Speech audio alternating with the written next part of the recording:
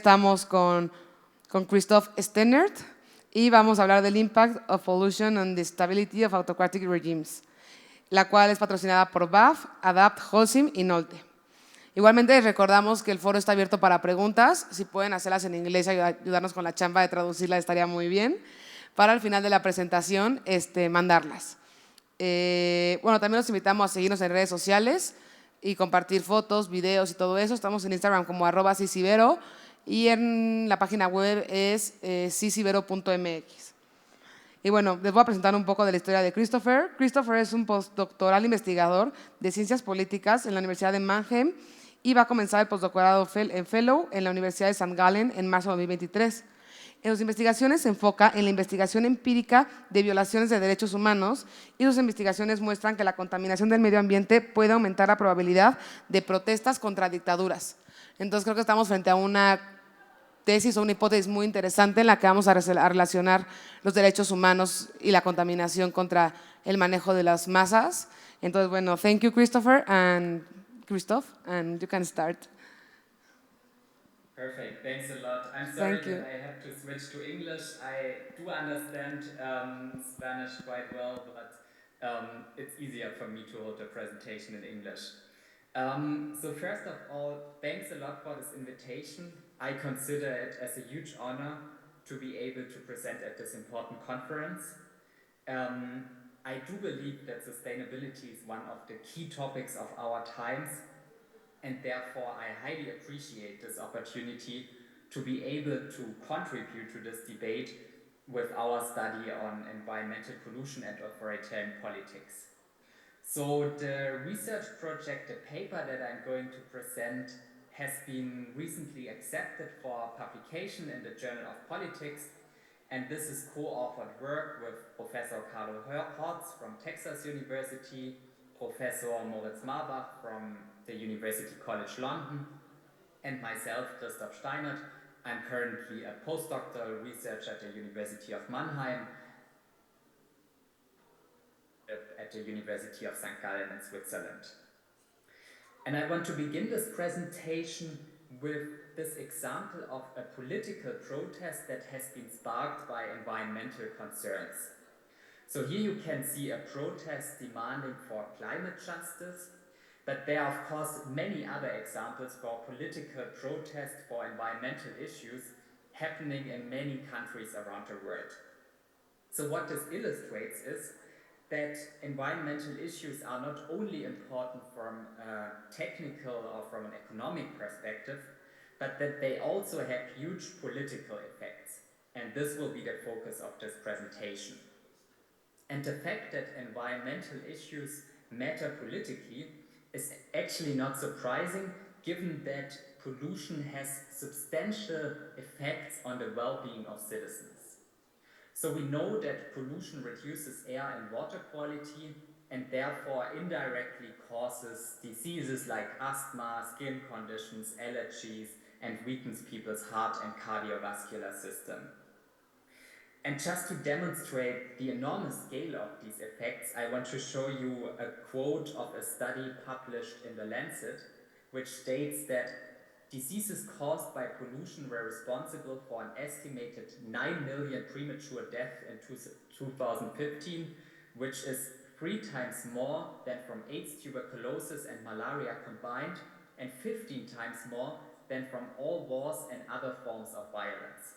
So as you can see, this has an enormous impact on the health and well-being of citizens, and therefore it follows quite naturally that this is also an important political force.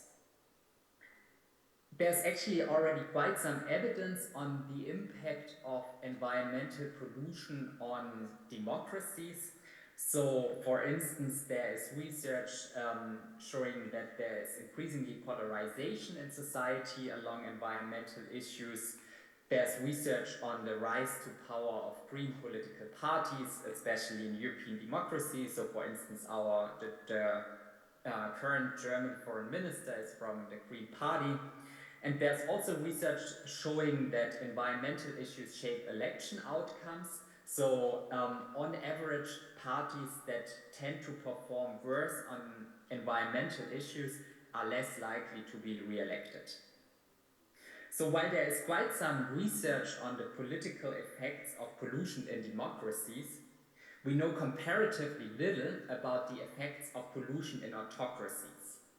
And to tackle this gap in the literature, we ask in this research project the question of how does environmental pollution affect authoritarian politics? So what do we mean with authoritarian politics here? Authoritarian politics or authoritarian states are basically states where free and fair democratic elections do not exist. So we speak here about states like Russia, China, North Korea, or Venezuela. And here the political effects of pollution are of course less straightforward, because citizens who care about pollution or who care about environmental issues cannot simply vote for parties that promote environmental protection, because simply they are unable to vote. So as you can see, it is a little bit less clear to what extent pollution might matter in these states.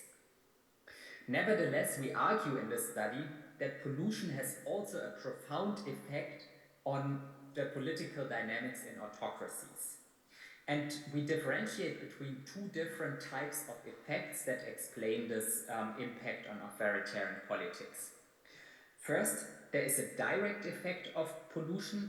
Pollution creates detrimental health consequences, as you've seen in the quote in the beginning, and therefore it creates grievances and dissatisfaction in the population.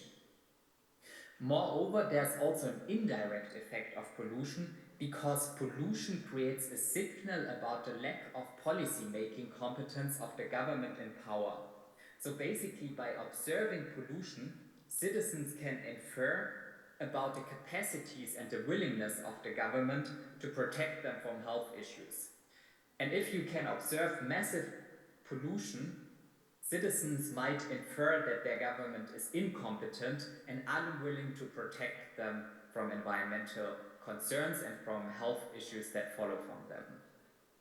And therefore, due to an interplay of these different effects, we hypothesize in this paper that pollution increases the likelihood of anti-regime protests in autocracies.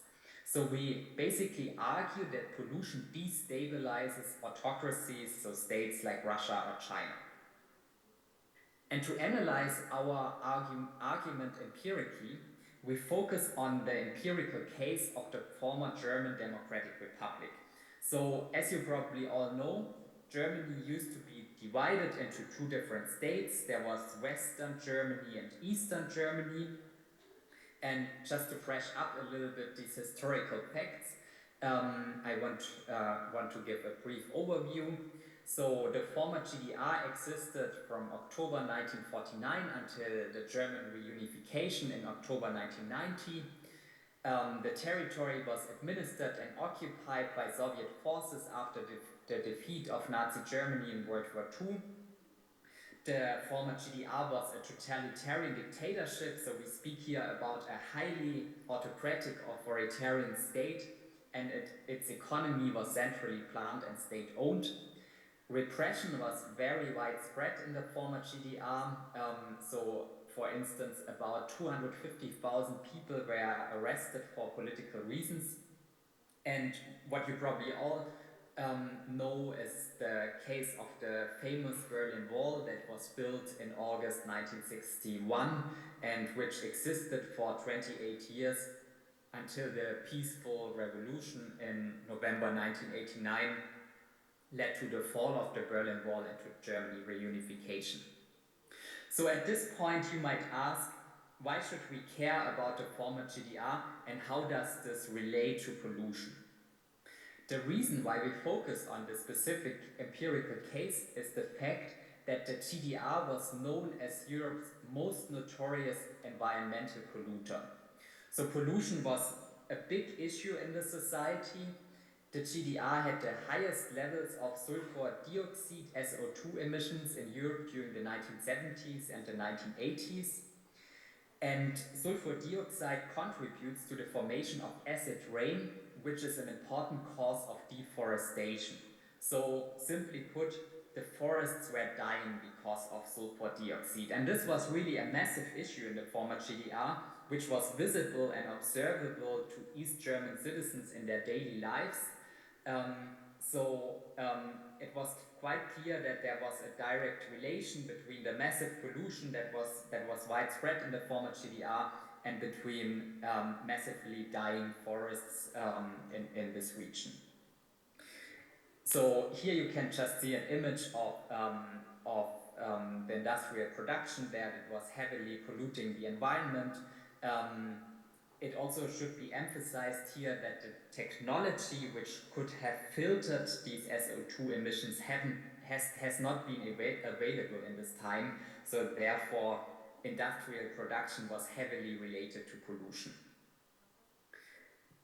Here you can see data which we took from the NASA, which is available about which captures the average sulfur dioxide concentration over the 1980s, aggregated across each East German county. So counties are basically the lower level administrative districts in the former GDR, the lower level administrative units. And as you can see on this map, there was substantial cross-national variation in the amount of SO2 emissions. So SO2 was quite widespread, but there's variation, and this variation we basically leverage in the study. So the key question our empirical analysis focuses on is, did local levels of pollution lead to anti-regime protests? So in other words, did pollution contribute to the protests that eventually led to the fall of the Berlin Wall and to German reunification in autumn 1989? And to analyze this, we use the following measures. We measure pollution with the satellite data provided by the NASA, which is aggregated to the county year level. And we measure protest activities through data provided by the Citizens Movement Archive Leipzig. And we focus on two different outcomes. First, we focus on the protest size, so the number of protesters per capita in each county. And second, we focus on the timing of protests, differentiating between early and late protesting, under the assumption that early protesting is especially costly, and those people who mobilized early were especially dissatisfied with the East German regime. And we also use data on individual expressions of dissent, which we measure through complaint letter data, which has been collected by the Potsdam grievance statistics file. So these were basically letters where citizens were able to complain about different societal concerns, for instance, about pollution. And to analyze the effect of pollution on protest activity, we use the following statistical model. We use an OLS regression analysis, and our outcome variable is the size of a protest in a given county in the specification, and as an explanatory variable, we use the share of SO2 emissions in the 1980s, so from 1980 until 1989. So basically the amount of pollution in each county, and we use this amount of pollution to predict variation in the size of protests. A key issue here is, of course, to what extent we are able to find a causal effect. So because there is potentially a correlation between the amount of pollution in a county and the size of a protest in a county, that doesn't necessarily mean that there is a causal effect. So as we all know, correlation isn't necessarily causation. And a key issue here is in particular that pollution correlates with local industrial production. Where we had more local industrial production, pollution was more widespread. And local industrial production also correlates with the political behavior of citizens. So we can imagine that citizens in regions where the local industrial production was high, so where we had, for instance, a high population share of workers, were more politically active. And because of this issue, industrial production confounds the effect of pollution on protests. So once again, causation isn't correlation. To tackle this issue, we use a sophisticated identification strategy which has been used already in economics. we instrument pollution with thermal inversions. A thermal inversion is a reversal in temperature gradient in the lower atmosphere due to weather changes, which increases the pollution level near the surface. And the key point here is that thermal inversions affect pollution, but they are exogenous to citizens' expression of dissent, and therefore allowing us to identify the causal effect of pollution on protest activity. So this is basically the logic behind this empirical strategy. I'm happy to answer questions on that in the Q&A. And here you can see the subnational variation in this instrumental variable which we use for our analysis. So this brings me to the results. So this is the first result of our regression analysis focusing on the number of protesters in a county. And this regression table shows us that there is a positive and statistically significant effect of the amount of SO2 emissions on the number of protesters per capita in each county. So basically, the higher the share of emission in a county, the larger was the protest in a given county.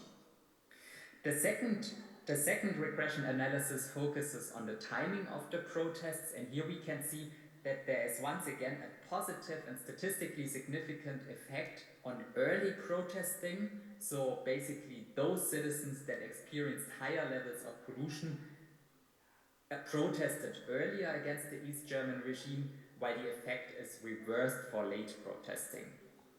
And finally, we also find a positive and statistically significant effect on the number of letters related to environmental pollution. So citizens did not only go actively to the street, protesting on the streets, but also they wrote complaint letters to the East German regime trying to convince them to stop pollution. So to summarize the findings, protest participation increased by about 5% relative to the average number of protesters in places that had a weaker decline in pollution. In counties with a weaker decline in pollution during the 1980s, the likelihood for mobilization in the first 19 days increased by 13 percentage points, and an increase in one standard deviation of SO2 emission increased the number of letters that focus on environmental pollution by 12%. So, to summarize, pollution contributed to the protests in 1989, which led to the fall of the Berlin Wall and to the downfall of the East German regime.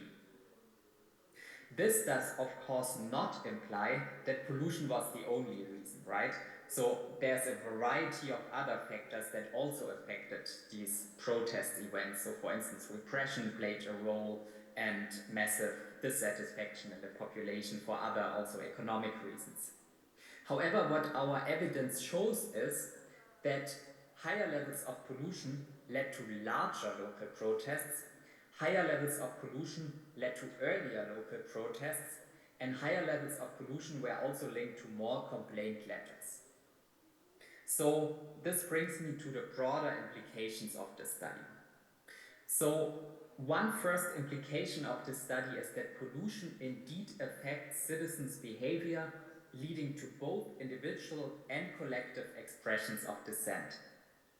And as we focus on an autocratic state, this is actually quite surprising, given that we know that protesting in autocratic states is quite costly because there is the risk of repression, and so the risk of punishment is quite high, and nevertheless we find this positive effect of pollution on protest activity. Our study also argues theoretically that there is a trade-off basically between economic performance on the one hand and pollution on the other hand. We know that states must deliver economic goods to increase the welfare of citizens, but at the same time economic performance increases pollution, is positively correlated with pollution. And if pollution goes beyond a certain scale, this might destabilize autocratic regimes. A key question here is, of course, to what extent the results are generalizable. So does this only apply to the former GDR, or does this also play apply to autocratic states like China or Russia, for instance. At this state, our results only relate to the former GDR, and it remains an open empirical question to what extent this applies also to other states. So at this current state, we can only speculate about the generalizability of these findings. However, what we can say at this current state is that natural air pollution is likely to increase over time because it is a consequence of climate change that we will observe forest fires, which makes it quite likely that natural air pollution will become a bigger issue over time. And this leads me to the final conclusion of my presentation, that climate change is set to become a major political force with the potential to spark revolutions and conflict. So with that, I want to end this presentation. Thanks a lot for your attention. It was an honor for me to present at the IBERO, even though in an online format, and I'm looking forward a lot to your questions and comments.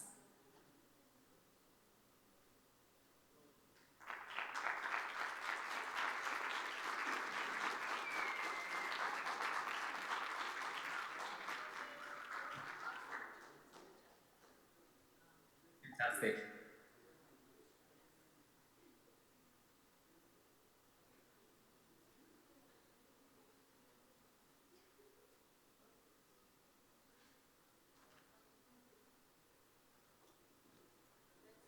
Start with this one that says, after the fall of the GDR, was there any was there any correlation with the levels of pollution? Yeah, that's actually a good question. That's quite interesting. So, yes, there was actually a substantial decrease in pollution after the fall of the Eastern German regime. So, in the case of Germany, when there was the reunification in 1990, there was indeed a substantial decrease of pollution because the fact was that the Western German state already had the technology available to filter the SO2 emissions. So because of that, the issue of pollution could be controlled. And actually, so I spoke about the problem of deforestation and dying forests. Indeed, this was also a problem that could have been solved. Luckily, pollution indeed could be controlled after the fall of the former GDR. Excellent question, yeah.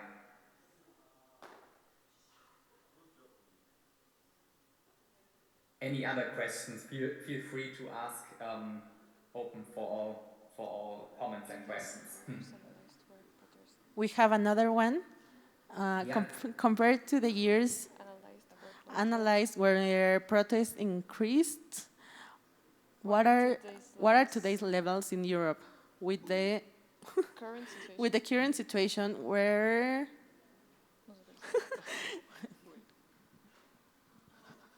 Sorry, I didn't exactly get it. Where gas from Russia has been resold in use. give me a second and we will type it. Yeah, no worries.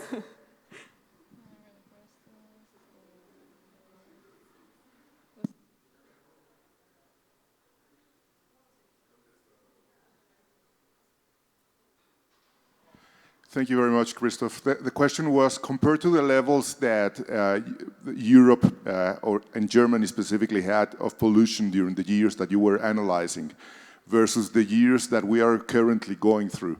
And the question goes a little bit around the war in Ukraine and the impact on gas supply and, of course, the use of more coal and petrol and other sources of energy, particularly now in the winter.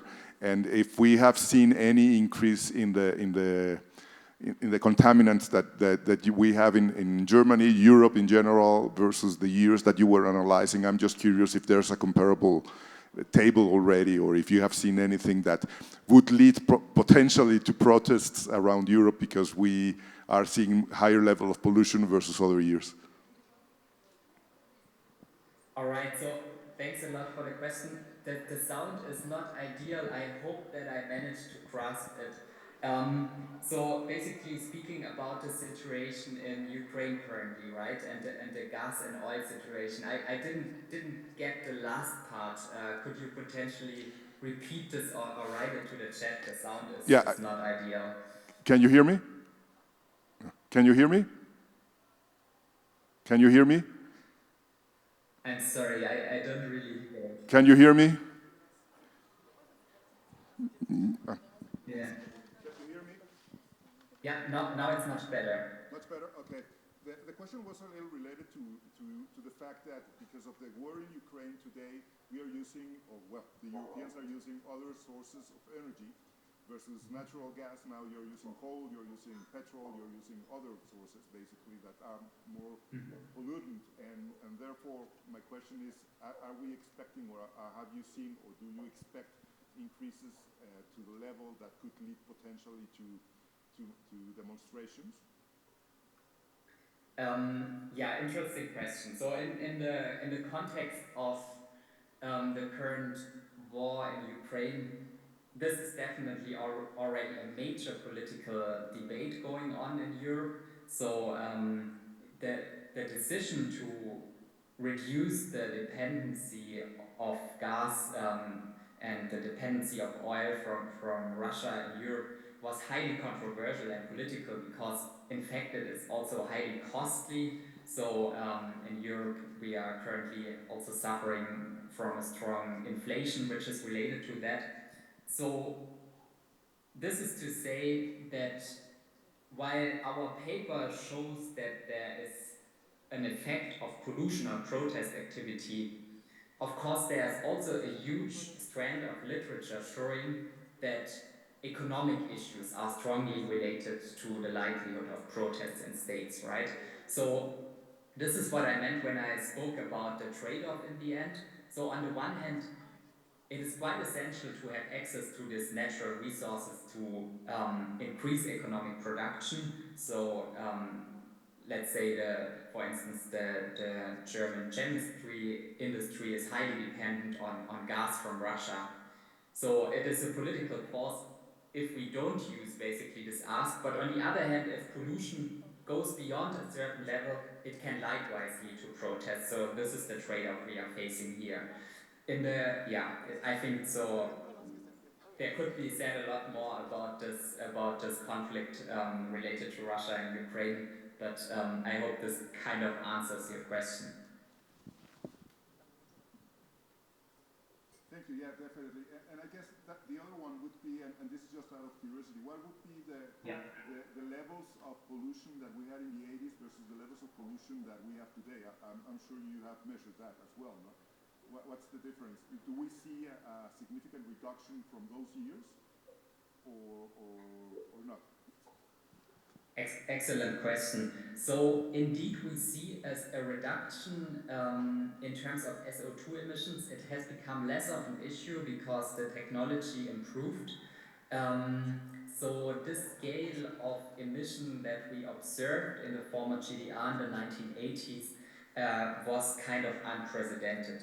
However, we do observe different types of emission nowadays. So for instance, nature issues in megacities in China, for instance, we have huge levels of pollution.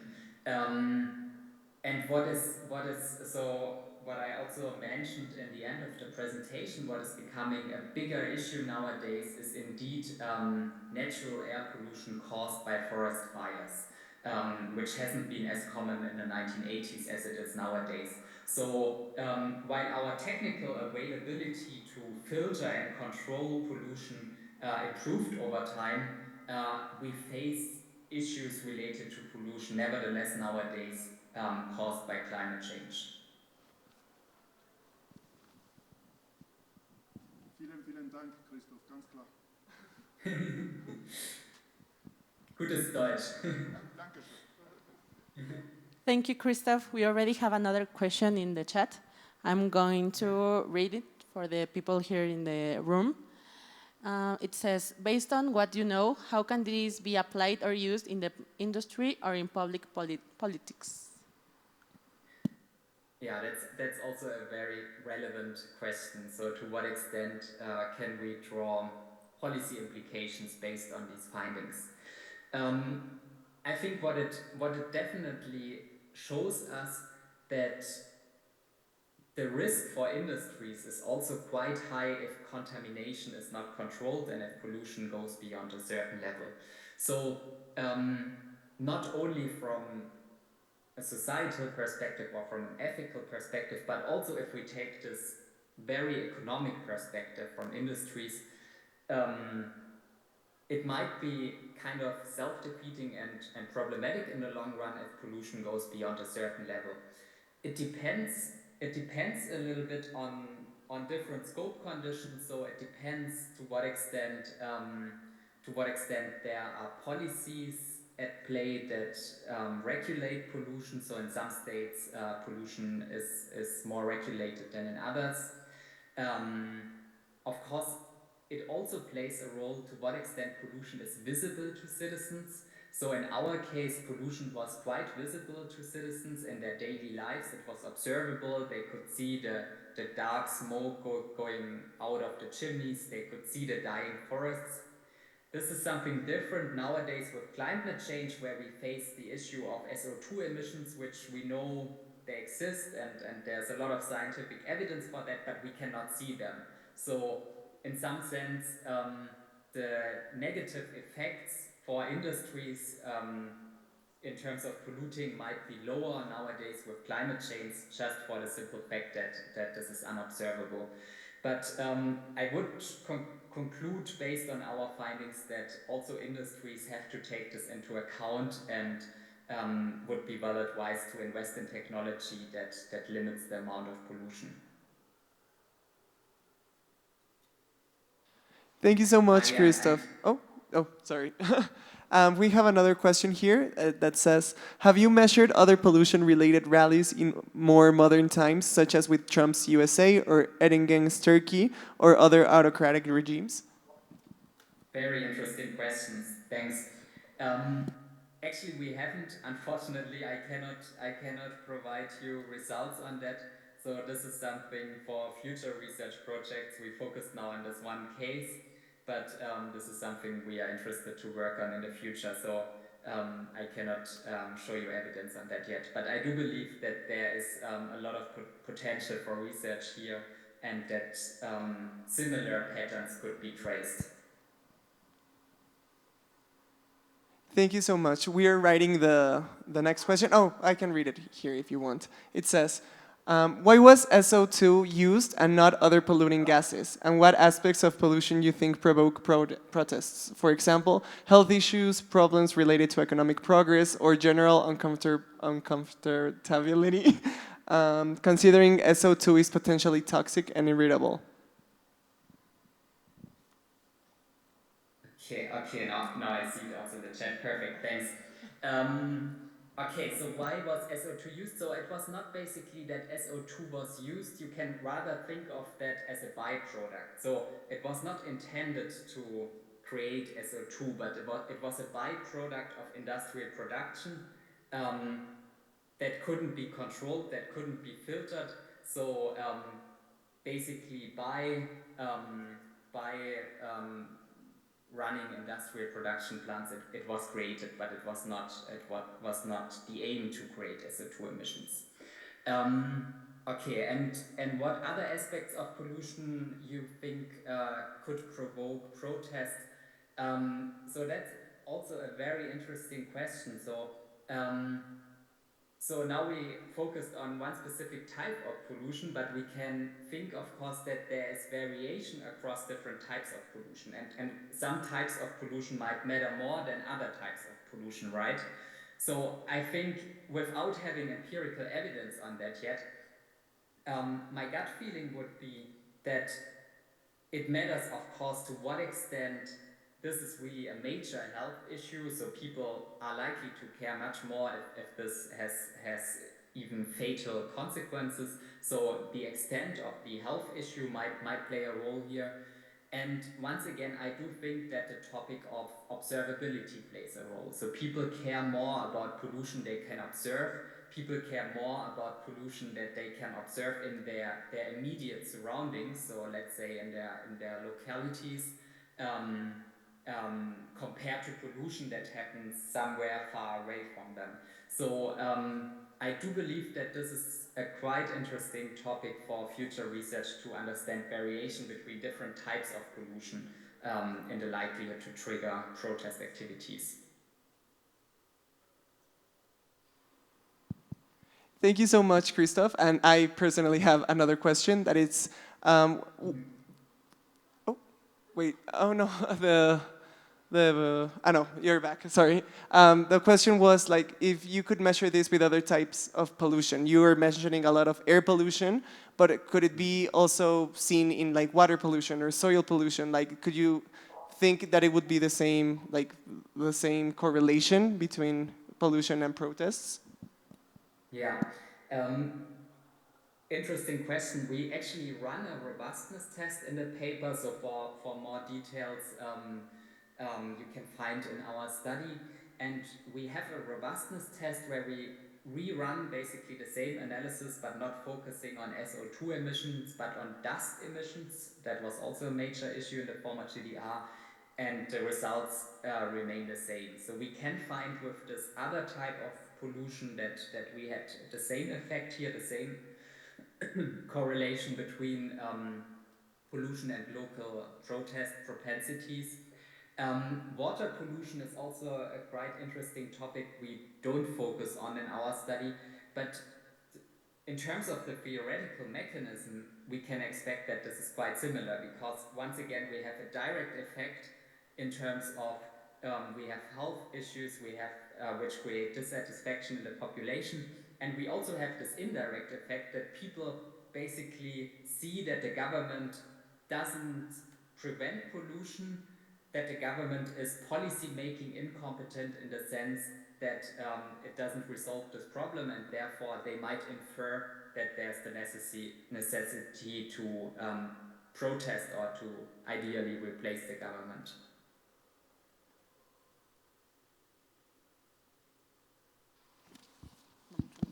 Thank you so much, Christoph. I think those are the final questions for now.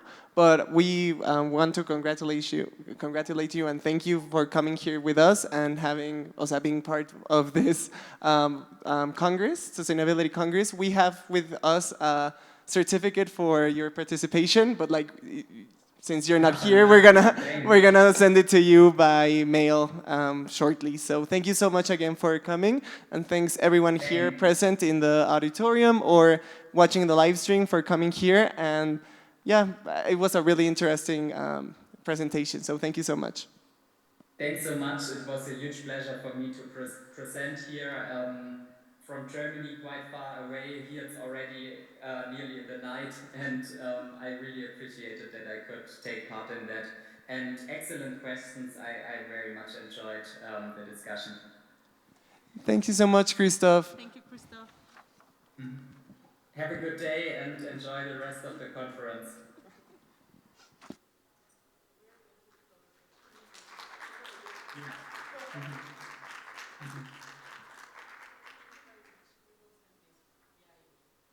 Perfect, thanks. Take care.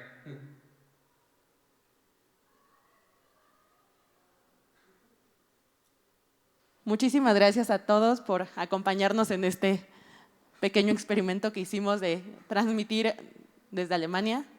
Muchísimas gracias por las preguntas y esperamos haya sido una ponencia bastante enriquecedora.